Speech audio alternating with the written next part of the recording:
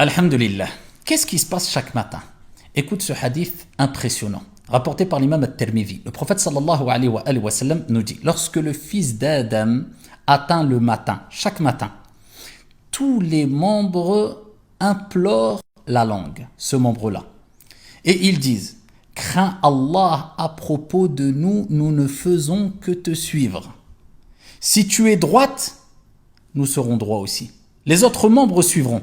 Vous voyez l'impact de la langue qui impacte positivement ou négativement sur le reste des membres, sur notre comportement, sur nos actes religieux. Si tu es droite, nous le serons aussi. Mais si tu dévies, on déviera aussi.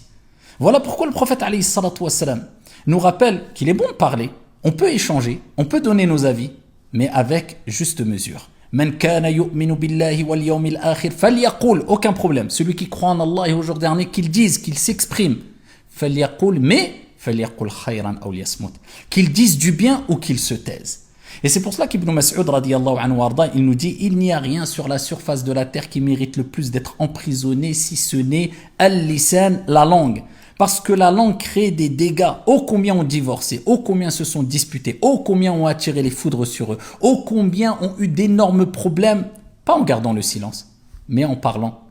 Au moment où il ne fallait pas parler, ou face à des personnes envers qui ou face à qui il ne fallait pas parler. Ils ne savaient pas comment s'exprimer, ou ils se précipitaient. C'est pour ça que le prophète alayhi salatu wassalam nous dit: Al-ajalatu minash shaytan wa ta'anni min Allah. La précipitation, lorsqu'on parle, lorsqu'on s'exprime, lorsqu'on a un projet, vient du diable.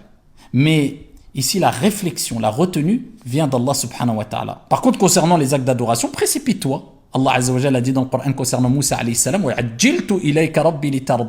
je me suis précipité hâté vers toi afin que tu sois satisfait.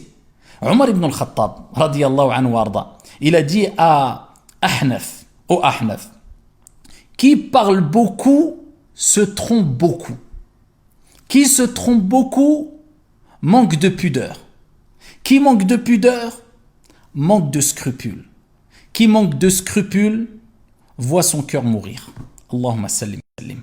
Wallah, il est important de garder le silence, de mesurer ses paroles afin d'attirer le respect, puisque les personnes qui gardent le plus le silence, ce sont ceux qui sont souvent le plus respectés, et afin de ne pas tomber dans la vulgarité, ni le mensonge, ni dans l'erreur, et ni provoquer la haine ou la dissension.